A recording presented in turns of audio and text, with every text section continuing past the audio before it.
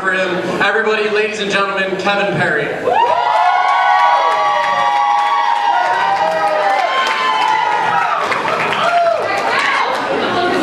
Whoa, keep it going for a screech, everybody.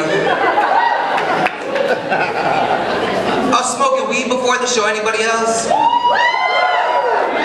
Listen, I like to get high, but not too high. Like, you ever get so high you watching the basketball highlights, you think you're watching a real game? Dude, the other night I was like, holy shit, LeBron can't miss. He had 37 points in 15 seconds, oh my God. I keep it real, son. I keep it so real, I don't even need a TGI Fridays unless it's Friday. I don't need a Ruby Tuesdays unless it's Tuesday. And I never ever eat at Wendy's unless it's Wednesday. You know, I've done that joke 5 times with no laughter before I realized I never knew how to spell Wednesday. A lot of people think just because I can't spell that I'm not educated. The truth is I actually graduated from Florida State, people. That's right. I graduated from the Florida State Prison GED class of 1993. We are somebody.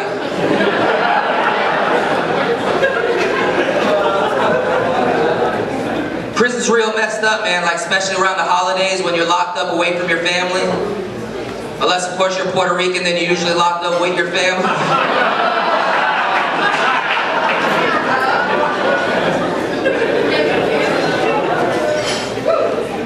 People always say, did you learn your lesson in prison? It's like, dude, the only thing I learned in prison was how to play basketball. And not because I wanted to, I just had no choice. See, when you first walk in, it's real scary. Everybody's staring at you. Half are looking for basketball players. The other half are looking for wives.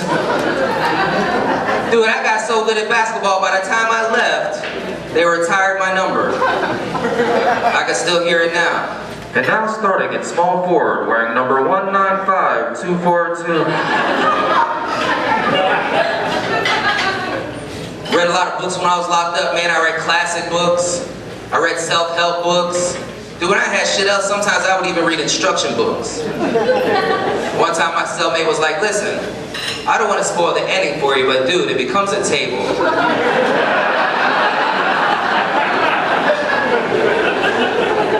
I think it was written by some author named Ikea, I'm not sure.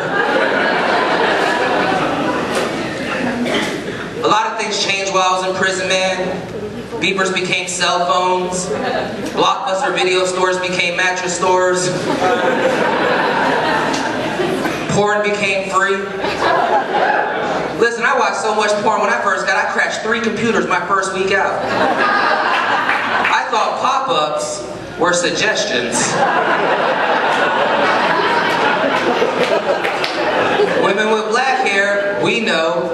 Women with blonde hair, we know. Women with no hair, chemo.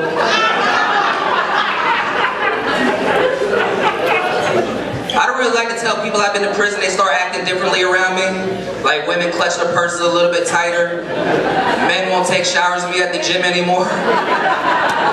Dude, some people won't even trust me alone with their kids. I was like, come on, man, I was in prison for armed robbery.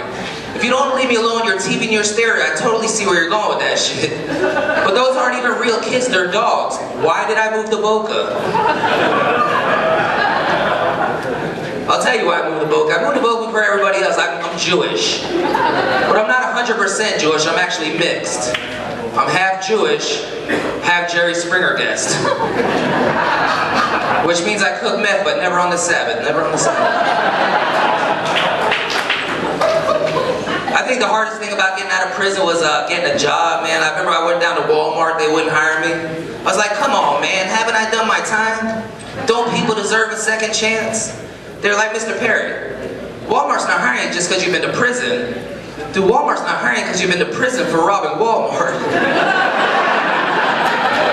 Can we get some security up here?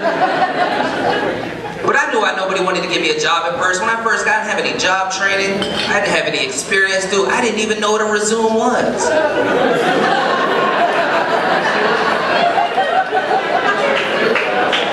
I was like, resume what? I've never had a job before, people.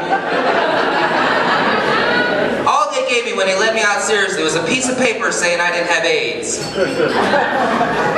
Yeah, I know, great for picking up women.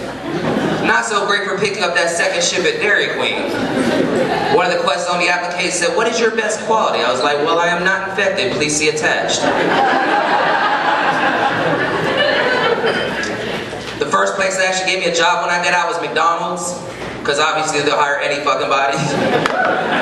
The only problem, I was making minimum wage, so what I had to do was sell drugs all night to supplement my income. Let me tell you something, by the time I got to work the next day, I was so tired I was messing up people's orders left and right. I was like, okay, sir, have your order. Do you want to supersize that gram to an 8-ball? Oh, my bad, you said Big Macs. I thought you said a lot of crack. It's been a long day. Alright, before I get out of here, man, thank you guys for laughing. Before I get out of here, man, I see a lot of people are drinking here. I know some of you gotta drive home.